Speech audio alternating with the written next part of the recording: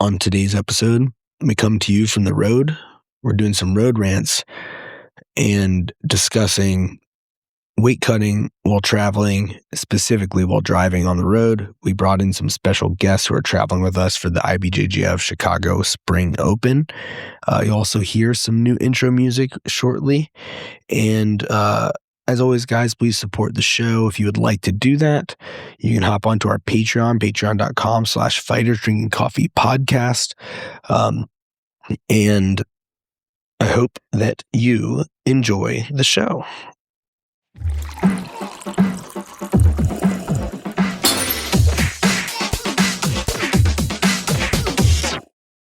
Welcome back to Fighters Drinking Coffee. Today we are coming to you from the road. We are currently in Pennsylvania, en route to Chicago, Illinois for the Chicago Open. When you're hearing this, we have already completed the Chicago Open. Hopefully all four of us returning with hardware. So this conversation is spurred by the fact that we were stopped at a Sheetz in Maryland at the time. We were stopped at a Sheetz, and a friend of the show, Kate, got pretty big eyes for a cupcake that was sitting there right as we walked into Sheetz. So we're going to talk about cutting weight while traveling, and this is especially pressing today since we're on systematically maintaining your weight cut might be a better way to put it. At this point, maintaining your weight. At this point, we've done the weight cut's done. We should already be on weight for IBJJF, but we got to keep ourselves there. And one of those things, and this can be added to the rules of the road. While traveling for competition, it is not time to try new shit. We were at the Starbucks here at the rest stop, and I saw the high protein cold foam. And I was intrigued. I almost did it, but I was like, this is not the time to do this. So add that to the rules of the road. They have a menu item that says high protein cold foam. Oh, yeah, high protein cold foam. So we talked about that, Andrew, about like food marketing words that like get into your brain. That's definitely one of them. Oh, yeah, no, protein is absolutely a buzzword right High now. protein. High protein everything. High protein is a big thing. And we do have alumni of the show, Andrea Tang, in the back of the cart. Yeah. Author, and now brown belt. Hey, guys, what's up? We have Kate. Hello. So, Kate, you take this. Tell us about what went through your mind. Tell us what went through your mind while you were staring down that cupcake. It's 7 a.m. I've only had half a cup of coffee. Gosh, that cupcake looks really friggin' good right now. But 7 a.m., about to sit in a car for 10 hours is not the time to get a sugar high. And probably also not the best idea when I'm perfectly on the way for tomorrow and just looking forward to keeping that. Well said. That is very well said. Well said. Andrew, you also looked at those cupcakes. What, Mike just put him on the spot? What? Did you look at the cupcakes too? Wow, called out. Yeah, no, I will always look at a cupcake. I love cupcakes. But yeah, I have a little bit longer to go before I got to weigh in because I'm competing on Sunday. She's competing on Saturday. But I too am like basically just like perfectly on weight at the moment and would rather not, I'd rather not upset the balance at the moment. So playing it very safe with diet at the moment. Mike, did you look at the cupcakes? Be honest. I don't like cupcakes, so you don't it didn't really bother me. I'm not a big cupcake guy myself. I don't like frosting, dude. Do you like cinnamon rolls? She says boomy. I do like cinnamon rolls. I like cinnamon rolls too. Cupcakes to me, it's the cream cheese icing, dude. It's the cream cheese. I agree with that. Cupcakes are not like a breakfast. You guys are crazy. Cupcakes are not a breakfast food. That's a treat. Treats kick in around, in my opinion, 10:30 a.m. I thought you were going to say 10 p.m. I thought you were going to say 10:30 p.m. No. We do know that you think that sugar before bed. Yeah. I did. Ask David about David's got the honey, dude. It's true. All right, you know what? It's got to have some. The sugar's supposed to fit in your glycogen stores, dude. The blood I didn't sugar, say eat a cupcake before dinner. Before bed. Blood sugar maintenance. Yeah, blood sugar maintenance. Yeah. There is something dangerous about like being already good with your weight though, because like You think you can eat a little you bit think more? you can eat more than you can. You know, like you're a little more loose. You're more prone to being looser with your diet. Let me ask you guys a question too, for the group.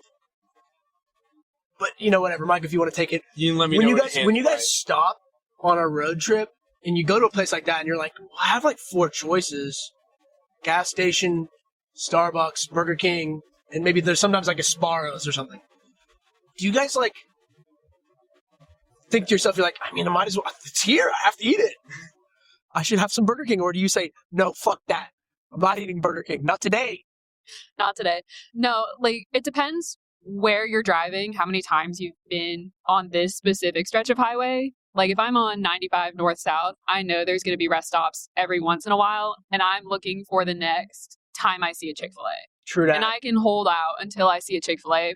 If I am only looking at McDonald's and Burger King for the next 50 miles, I will still probably stick it out. Maybe get a coffee to tide me over, but I'm not eating anything that I don't trust for the road. I like the strategy. Yeah, no, I also kind of have my go-to road trip rest stop foods. Like breakfast food is a big one. We chatted about this in the Chicago road trip group chat, in fact.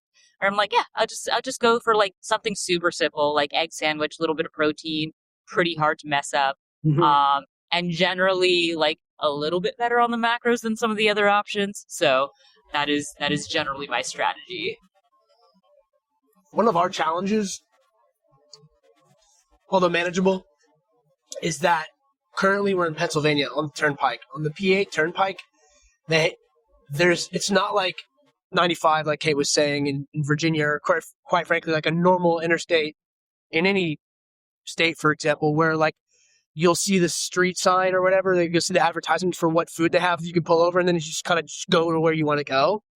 The Turnpike has this thing where it's like you pull off and like where you stop is like you're kind of cordoned off. Like this is just there's nowhere else to go. You're on the Turnpike, so you'll stop there and it's like you're cornered with gasoline, 7-Eleven food, Starbucks, and in this case, Burger King or whatever it is they have. So it's like that's what you get or you don't eat.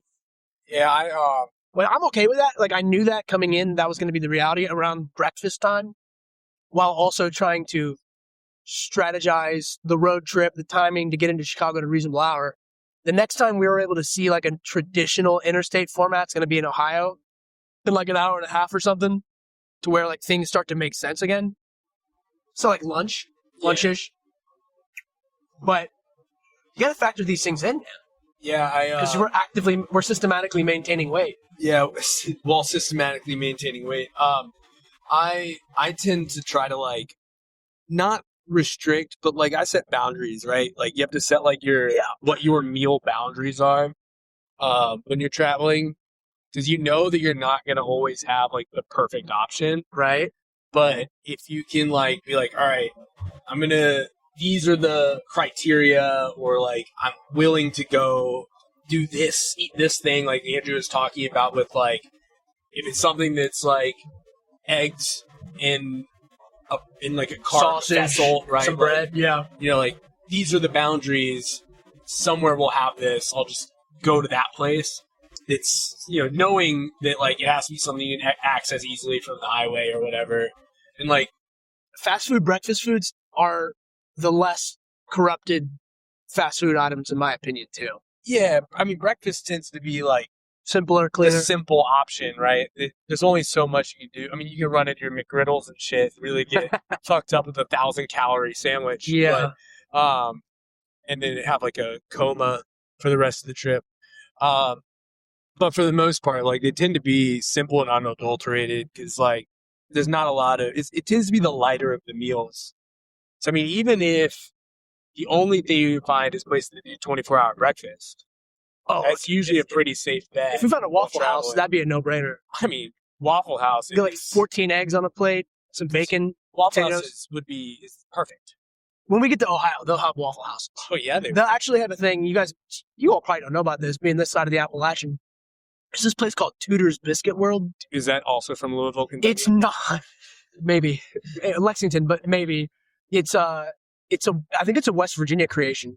I believe it's a like Morgantown or something. I mean, pick a town in West Virginia where they originated. But They're all over West Virginia, and they'll have them like it's basically where the Appalachian Mountains are. They have them in like eastern Kentucky, but as you kind of move towards central Kentucky, start to go away. Yeah. They're fucking good, man. Ohio has a lot of options when it comes to fast food because that's where they test it all out.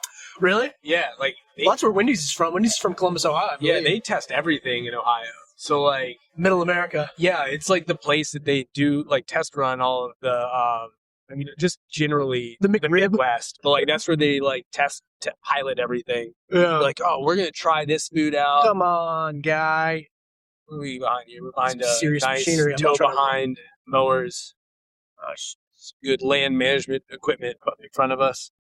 Yeah. All right. You gotta watch yourself around these 18 Yeah, wheelers. yeah, you do. You do. You gotta stay the fuck away from these. You do. That's 18-wheelers. right. Yeah, I mean, it's Ohio's a good spot for some fast food. They If got that's what options, you're dude. into.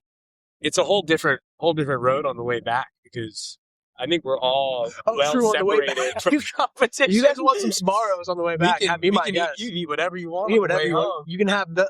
We might drive. There might be a Cinnabon too, dude. If you want to get you want a cinnamon roll, dude? Yeah, I don't Cinnabon. Cinnabon. When you get Ooh, back. Yeah. When we get back, I'll take you up on that. All right, if you had to make a wish list for fast food stops on the way home, Oh, true. Ooh. You gotta get like a little bit of everything because there's the best of. Like best fries, you gotta go to McDonald's. Best frosty, you gotta go to Wendy's. You get the chocolate frosty. You dip the McDonald's fries in the chocolate frosty. Oh shit. As long as you're not the one driving, which I'm Someone not. can. You can dip. So- Michael dip and serve. I will dip and serve for you. Yes, you got to do like your like fast food potluck basically. I like you go around and like buy from all the different places because you can. And usually they're close enough to each other. You can kind of get away with it. Dude, in Ohio for sure we'll have mad options. Since we're talking fast food on the way back, I think best in breed fast food. Like, well, how about this to relegate it to like give it an even more specific lane? Let's say like highway exit fast food options. I think it is Chick-fil-A. I think Chick-fil-A is number one. We'll be coming back on a Monday, so like, It's hey, open. it's open. It's a great game. That said, a close number two, and this is very specific, but I think it's a Baconator from Wendy's. You got to Ooh. stop.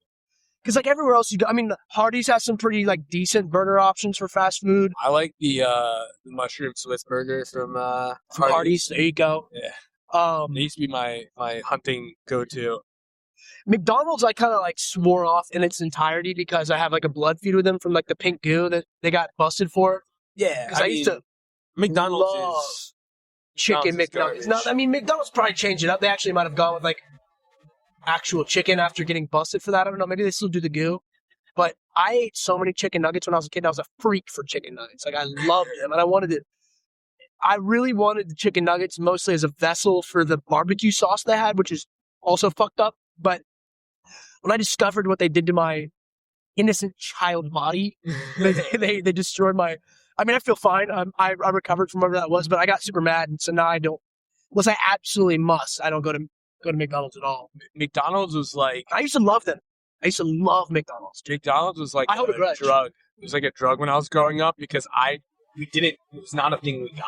It was like a treat. So I would only get it when I went to my friend's house because he was one of those kids who only ate McDonald's.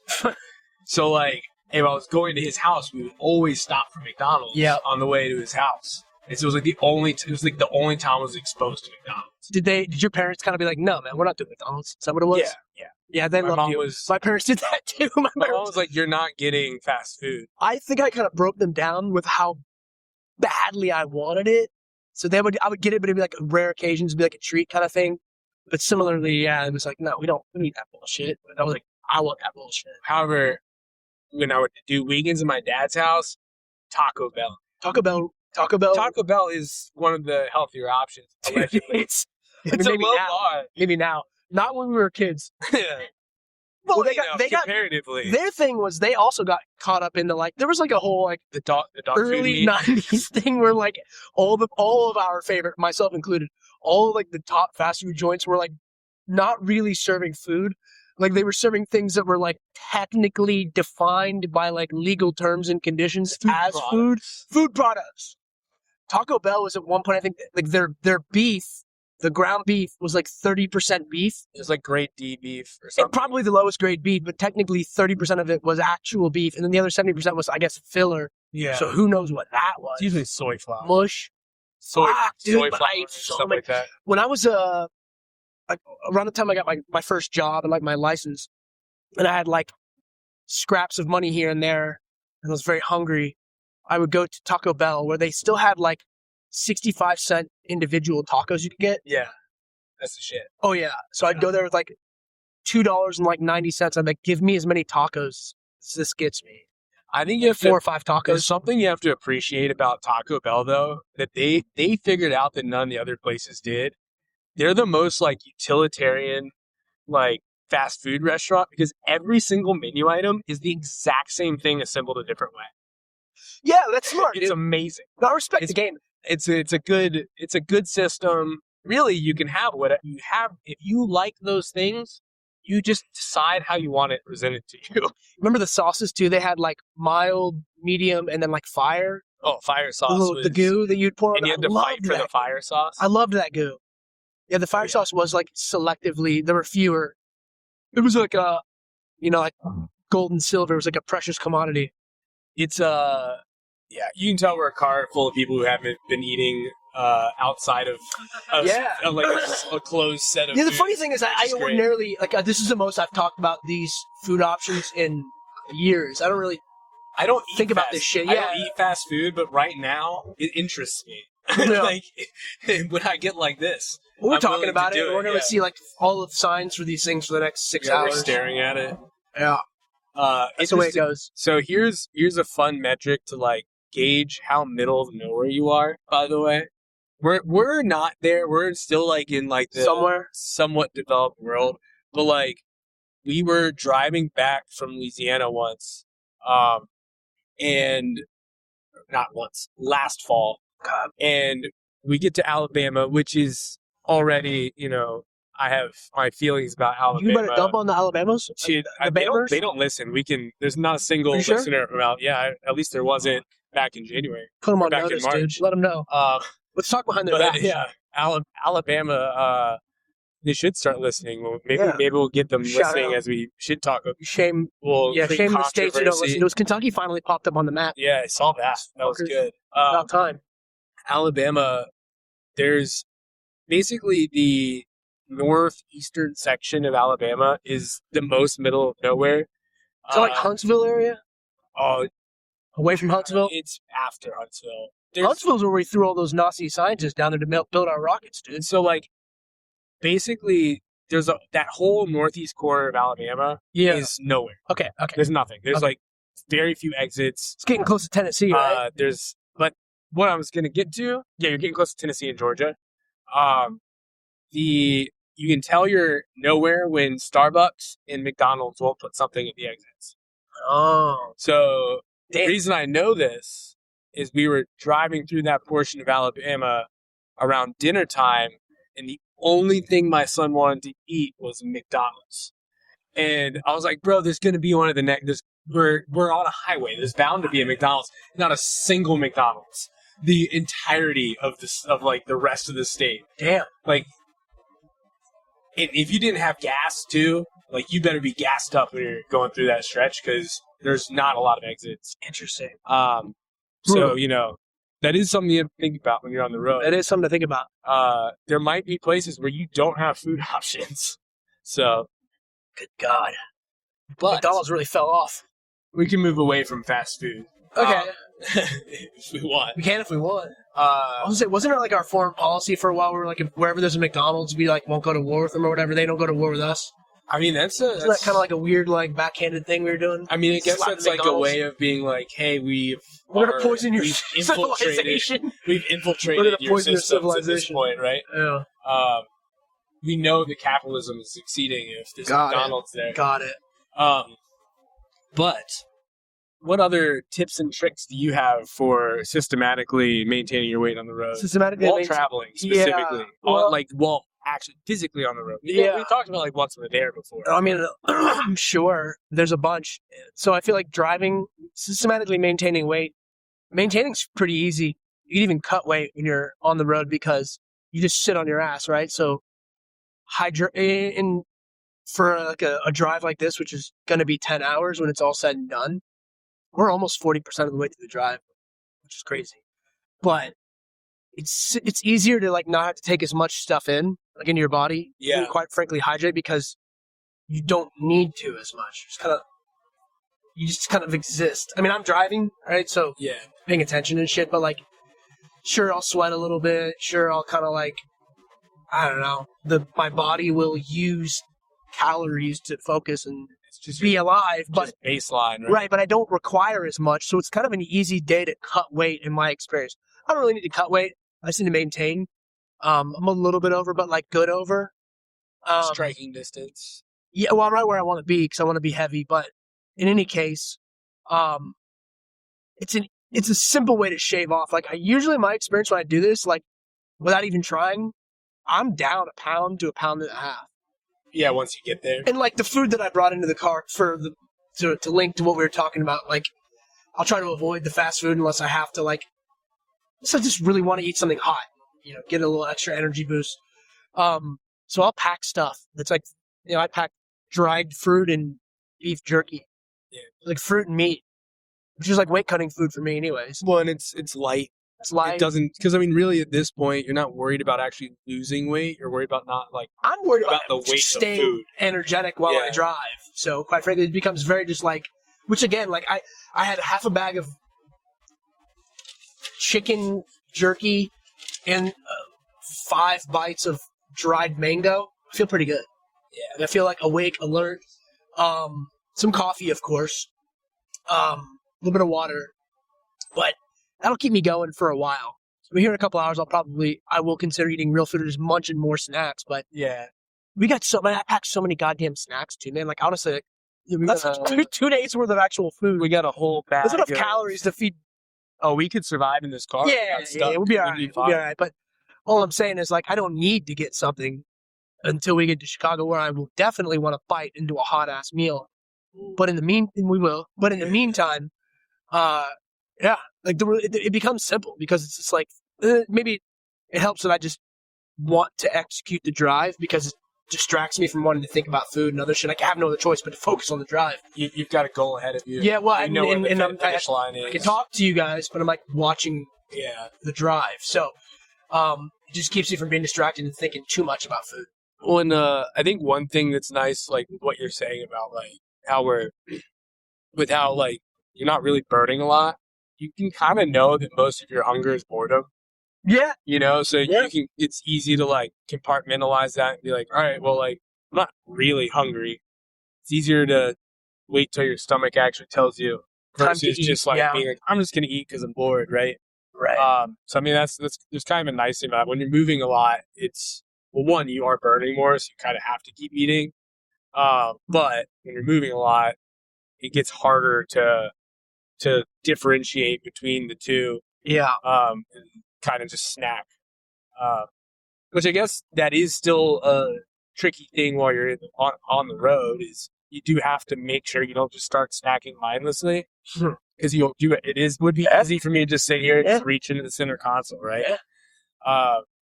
It's true. Coffee's a good one. Coffee is nice, a little bit of an appetite suppressant. It suppresses the appetite, keeps you alert. Nicotine does that Nicotine too. will be doing that here shortly for me. That'll be a thing for you. It's a thing. They're both also things that they're diuretics and they will also stimulate. I gotta manage that, but I'll be all right. Do you want to talk about getting sick to your stomach in matches, dude? Oh, dude. Speaking of stomachs, speaking of diuretics, have you ever had that happen where like you felt like in a match? Not like actually like. I mean, maybe if you have actually had. No, never. But have you ever had like the ill tummy, uncomfortable stomachs? I've gotten sick before tournaments, and I've had to like withdraw or like, I've had to like not do a tournament because I was actually ill. But I never like felt like I was going to dump out on the mat. Thank God. I've never had it like once I'm actually on the mat, but I've definitely had it where like you get a little bit of like the nervous tummy, right? That's And you've different. got that like That's walk different. before, Yeah, but yeah. you do get a little concerned when Well, that's you don't happening wanna- ahead of yeah. time. You're like, I really hope that this doesn't happen while I'm actually competing. This is one more thing to run through your mind. Yeah, I mean, I figure it's like, I'm going to wear some black shorts so they won't know if I shit myself, number one. Number two, if I do, fuck them, man. That's their problem. They will DQ you if they know. They should DQ If they you. see. Yeah, 100%. If DQ they me. if they see shit stains, they're I just kicked hope they out. just, like, treat me gently. Yeah. They're like, this guy shit himself. Fuck. Just please don't tell me. Ban him from competition. Like floodlights come on me. Like, Yeah. I just... Just please do it It quietly. would be a shameful act, so that would really suck. But yeah, dude. I just figure it's a biological weapon. The other person's got to do it. Yeah, you just got to keep the biological load down, right? I guess if once it's out, better out than in. Yeah. Yeah, I mean, No, it never happened though. Thankfully. You just gotta work those pelvic floor exercises. So You make sure do. you're keeping that thing closed up. Keep clenching your cheeks. If It's a different grip exercise. I think it's a manageable thing. If put aside like if you're like you're sick and you can't control that you're sick, but if you can control your eating before a tournament, well, yeah, that gets into the don't try new new shit. Yeah, it's not the time to try all the new food. right. Like, I mean, know yourself, know like your boundaries for like when you should not eat. Like, know if you need like a digestive window to feel good. When you go out on the mat, adhere to it. I've always more deferred towards if I need to be on an empty stomach to feel physically comfortable, then that's what I'll do personally. But in the last couple of years, one with like sometimes the timing of my event, example, Sunday, I think I'm around 2:30, something like that. So I will have breakfast. I probably will. I mean, I'll be done eating breakfast before 8 a.m., maybe 9 latest. Personal preference. It's still 5 hours. It's right? plenty of time. Yeah. And that'll give me plenty of energy, man. Like I can run kind of on a light. Like I'd rather eat early, maybe go just a little bit over my weight. I have 5 hours to slightly just kind of taper down through the natural like perspiration process of my day. Yeah. Wear a couple extra layers if I need to accelerate the sweat, then hydrate, and then that's how I'll fuel myself to prevent any weirdness. Yeah. And the foods that I'll eat will be things that I'm like familiar with. Some eggs, some fruit, coffee. Yeah, and like water. Andrew and I are both going around 5:30, right? You guys basically have 2 whole days. We can have a real breakfast. You can have a real lunch. breakfast, and we can actually we could have lunch, snacks and shit, depending on your probably weight. just be snacking just for the sake of not having like a big belly full of food. Yeah, just for the sloshing. I like to. Yeah, you like to munch a little bit. I don't mind. You graze. Have my little snacks. We got a lot of grazable stuff for you too. I don't mind being. I personally don't mind being a little bit lighter, because I am still generally bigger in the division, regardless. Like, you feel strong. Yeah, like I rather trust your not physical have food in my stomach. I'm kind of the same way. Yeah, because like at that point, the only difference in the weight is just going to be what I pretty much just cut out what's in my stomach. That's all I'm really cutting. Yeah. I'm not doing any water or anything like that. And I've got a pretty good system for managing my like output the week of, so that like I get a pretty good carbo load, like build up the glycogen stores. So like I'm not really burning a lot for, so like I have a good like backup of energy going into it. I think Asim had all 4 of us as well. Really well curated for like a solid rest week, with really any training being like maintained / I'd almost even say optional to like all of our discretion to just keep the body moving, sweat a little bit. What was your last workout day? Me? Yeah. Yesterday. It was like a 5, 6 out of 10 workout. He cut me on Tuesday. Okay. What about you guys? You get cut. I don't think I did a solid lift this week, but I was drilling and sweating last night. Yeah. My last heavy lift was last Wednesday, I want to say. Asim gave me some body weight stuff just to keep the sweat going through the weekend. But he put me on pretty much solid rest protocol so far as strength and conditioning went, like starting Monday onwards. I did a little bit of training on Monday and Tuesday, but after that I was just teaching classes. It was perfect. Yeah, I mean, we did that open mat Saturday. Yep. So we had a pretty good good workout. sweat. That was a good level of intensity. You know, like not super hard intensity, but like good 6, 7 out of 10. Yeah, 6, 7 out of 10. good controlled like live reps. Kate's doing the 6-7 back there. Oh yeah, people say that. I still don't know what it means. Apparently it means nothing. It's just to piss people Dude, off. I'm almost 40. Like I'm not like there's certain things that I'm never gonna even try to understand. Yeah, That's well, one of them. I'm just allegedly it means nothing. Okay. It's literally just to upset people. Nice. Okay, got if they don't understand it. Cool. But I did my last hard training on the mats on Tuesday, and we just did like wrestling. So I did like an hour 15 of wrestling, like live stuff the whole time, which was fun. And I think just outside of body weight, Saturday, Sunday, it was just running Monday, Tuesday. Yeah, I had some runs and some light stuff like that, and then a lot of this week was just all some drills, sweat drills, situational work. To keep the weaponry kind of sharp. I was glad because I was getting my ass kicked by allergies. So like I was in like deep in the pits of despair. I've also been going pretty hard up until Saturday. Saturday. I was going pretty hard too. So I wasn't probably good to give your immune system and social nervous system a break. I mean, that little extra wind down was good. Because I mean, outside of I only did like a 3-day deeper for Chicago. Or not Chicago, for Dallas. I feel like so like basically did Dallas. The conditioning is still there. The strength is still there. The skill is still there. The didn't really knowledge get is like still a there. recovery time for that. So the body, get ready to. There's no time off. Start taking image again. Well, and like honestly, I think one of the biggest things is like you said, which was intentional. Like I was like, that like get your nervous system out of that stress response from training every day, like multiple hours, right? Yeah. So I mean, that is a pretty big load on the system in and of itself, and like honestly, like I think another big part of it is just getting to that like point where you kind of are itching to get back on the mat. You know, like, I just really want to just roll. Yeah. So like there's something about that too that's nice. I actually have a question for the ladies.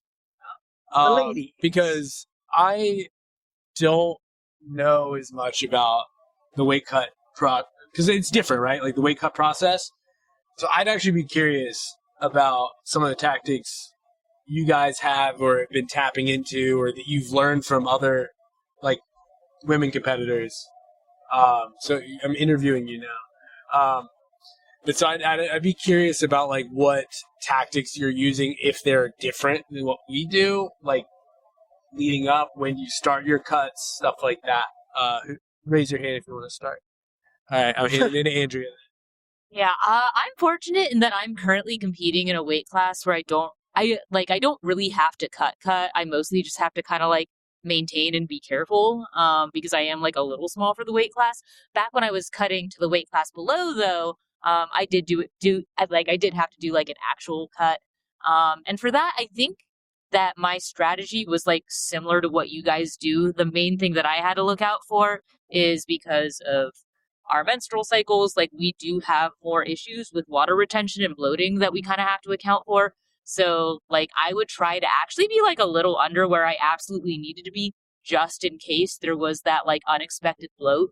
I have had friends who had given me that advice, like other really seasoned female competitors who were like, yeah, I was perfectly on weight. And like I got my period like the day before my competition and I had to like spend an entire day starving myself and panicking. So I was like, all right, I don't want that to happen. So just to be on the safe side, I dieted down as much as I could, just so that I could like buy myself a few extra pounds of like not having to worry in case of emergency. Yeah, I am in that next weight class down. I walk around the weight that I need to be in the gi without the gi. So I had just a little bit of a weight to cut down, probably 2-3 pounds. I find it relatively easy. I start about 2 weeks out, and the only real change I make is cutting down on late night snacking. I am a sucker for a salty snack at around 10 or 11 p.m. So I know we all are. I find that if I cut that out, that I am sleeping really deeply. I get better sleep those 2 weeks, and I'm not retaining as much of the water, which really easily drops it down. I also try to get, about half a pound under where I want to wake up in the morning, just to give myself the flexibility of being able to drink more water slowly over the course of the morning and have coffee and a little bit of food, because I know that I'll be in a better mood and probably perform better if I am well hydrated and actually have some food in my stomach. So err on the side of being a little light. I'm always happy when the scale comes up a little lighter. But yeah. Okay, so I mean, it's like outside of specific considerations, I'm sure that like differs to Andrea when like depending on where you are in the cycle and when the tournament falls. Outside of that, doesn't seem like it's too much different. Like dieting down ends up being about the same. You're getting dialed into like your natural, Yeah. like we all, male, female, or whatever. You gotta figure out the rhythms for like, when you start competing a little bit more. I'm sure you guys, Andrew, you probably know this for years, but like, kind of just, I wake up every day. I just like check my weight, whether I'm competing or not. I kind of like to know just like what my natural fluctuations are, sleeping, waking up, kind of how that all works. So then, like you two said, if you buffer like a pound or a half pound or whatever, and then you're like, that all kind of goes to like the mental side of things. You're like, cool, like I know there's some variables I can't control, but if I can keep it down here, I'll be able to drink a little bit more, be able to eat a little bit more, which then just makes your life easier. And there's so much of this is maintaining like a good attitude and feeling just as happy as you can be while doing something that kind of inherently is not easy. Yeah. I mean, I know that when I get to my like eat down, so once I'm like actually eating down, like drop, like taper, like walking my weight down, once I get to like the right spot, I get to like a 4 to 5 pound, like I sleep off roughly 4 to 5. And so once that's happening, I'm in the right spot. Yeah. That tends to be the right, like everything's lined up where it should be. And that's usually about 12 days. I have to like start 12 days from when I want to be on the weight. Did you cut creatine this time, Mike? No, I don't cut. Okay. I did this time. I was like 5, some days 7 pounds over.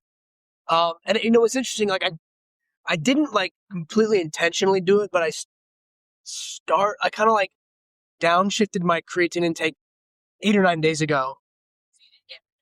Oh no, just I basically, I did it early on, and then I like missed it for a day because I was busy, and then I was like, all right, So it's right there though. I have the creatine, like I'll just pound it if I want it. And then I thought to myself, and this was not that long ago. I was still like 5 or 6 pounds over, so it's like, all right, like I'm okay, but also like this weight has to come off. So I decided, I was like, I'll just cut it. We were talking to David the other day. He mentioned he did it. I was like, let's see how this works. I think I think it needs to be at least 12 days before the weight started coming off pretty well for me, like about like almost like a half a pound to 3/4 of a pound a day. Okay. Maybe like every 2 days, to where I was like, nice. Like it got me now to where I'm like, I'm basically on weight, but I'm waking up after I go to the bathroom. It still says I'm about a pound over on my scale. My scale is a pound over the IBJJF scale. So it's like, I think I'm actually on weight. Well, okay. It's a pound over the test scale, which is usually a half a pound or a pound over the regular scale. So to me, I'm like, well, good. I actually want this to say that I'm a little bit heavier because I haven't had to cut anything. I've modified my diet a little bit. I've been eating plenty. I've been eating good, quite frankly. And the weight just keeps going down. Creatine intake has decreased, but like maybe that's why. And I still feel fine. Like I still feel athletic and strong. Did you cut all of it, or all did of you just it. reduce the? No, all of it. All of it. All of it for about a little more than a week now. Because I'm sure outside of the water loading portion of it, I know that it's roughly 12 days for like the effects. So I mean, outside of that would hide I'll take the actual, effects. Increased energy. It's roughly 12 to 14 days. I mean, I've been taking creatine every day, quite a bit of it for a decade. Like, Yeah. I don't know. I don't miss days usually. Occasionally, if something will come up, I'll travel. I'll forget or whatever. It is fine to miss days on creatine, though. Yeah, of course. Because Of course. It's still in my body from like the last like 9 years of consistency. But all I'm saying is it's saturation. This is the longest time I've not consistently taken creatine in a long time. I feel fine. And the weight's been coming down, so I'm not saying it's because of that. I don't know what it is, but I mean, it might be. I think it's probably at least a part of the process. My body composition's good. I'm still big for my weight class, so I'll take it. Yeah. I mean, it usually comes down to really what it boils down to, and we'll wrap this one up in a minute, but it boils down to reducing the amount of like dead weight on your body, so excess water, which is possible. Like if you can have more water than you need, right? Right. So optimizing hydration and reducing like the excess gut weight, like the food in your digestive system. So like I do like a low residue diet. Low residue diet? Yeah, so you just eat things that your body processes faster, so that it moves through the system quicker. Okay. So you like eat like a lower volume of fat, and you don't eat like high things like leafy greens, stuff like that that'll like bulk in your system. Just so that you have things that are easy to digest and they move through quicker. Right. That's really all it is. That way you're not like sitting with food in your just gut. unnecessary food just lingering in your digestive tract. Yeah, and that's just weight that doesn't do anything at that point anyways, right? That 2 pounds of food isn't going to make you feel heavier or stronger. So, yeah. Any other thoughts from the ladies in the backseat? Backseat ladies. So yeah, Kate has thoughts. My only other thing that I'm actually working on right now is working backwards from where the scale needs to be. And I take a scale, like a literal food scale at home, and I weigh my gi, I weigh my belt, I weigh the sports bra and compression shorts that I'm going to wear, and I like subtract down from there, and then I subtract a pound for food, and I go and I'm like, all right, if I take all of that off, where does my weight need to be? Something that's comfortable to weigh in on my home scale. Attention to detail. And so I know like where I need to wake up in the morning, that when I put my gi on, I'm going to be at the right weight. I know, okay, if I sleep off 2 pounds, then when I go to bed tonight, I want to be at X weight. Attention to detail.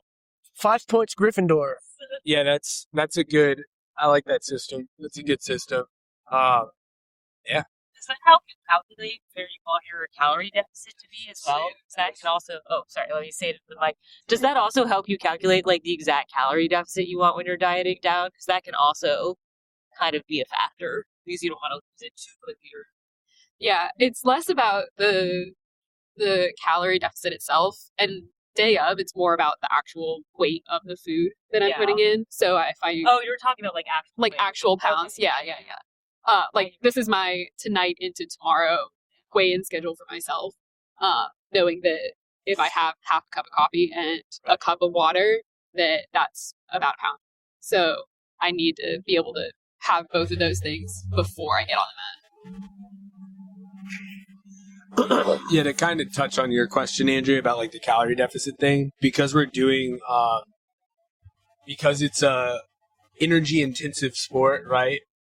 Even though we are cutting weight, you really don't want to be eating too much below like 100 calorie deficit for the sake of like maintaining performance. Yeah. So if you're trying to lose, a volume of that car, that's probably from my old high school. They were from Maryland and it said Bucks, which was our mascot. Those guys? Yeah, and it was the same Some color. Psychotic DC driver pulled in front of us. They're doing DC stuff in the middle of Pennsylvania. Just DC shit, dude. But the you would time out like if you have to actually like lose tangible pounds, then you would have to time out your like deficit based on that most likely. So that you're not doing a crash diet. So like that kind of keeps you out of that crash diet. We're going to end up in like just crazy deficit with low energy and stuff like that. I think part of that plays into what you were saying, Mike, about the composition of your plate of food. Yeah. Like the leafy greens or whatever, where it's like if you get dialed into this world, you can manage calorie deficits and maybe not even have to endure one if you know what types of food, as you said, help your body release just the unnecessary weight that it's carrying. Wow. So in other words, it's like you can eat the exact, if not maybe even a calorie surplus if you're eating the right foods, while also losing weight, while also maintaining energy and peak performance. Yeah. I mean, you got to know your body, and you got to know like some basic nutrition to understand what that is for you as a person. Once you like, except for this, for me, it was fruit and meat. Yeah. I feel pretty good. Like I might have, personally, I might have a little. If there's a day for me to not feel like extraordinarily physically energetic, today's a good day for that. I just need to drive. Yeah. I'll be mentally energetic. But I don't need like dense, starchy carbs today. I'll probably get some tonight. I want to see what my weight is. If I'm too light after this drive, I'm gonna eat good. I don't want to accidentally lose a pound of mass today that I could use on Sunday. Yeah. So, but it's like I think about it's like kind of like it's like my car. It's like what's going into it, what fuel, what gasoline is going to get the job done. So that's how I like to think about it.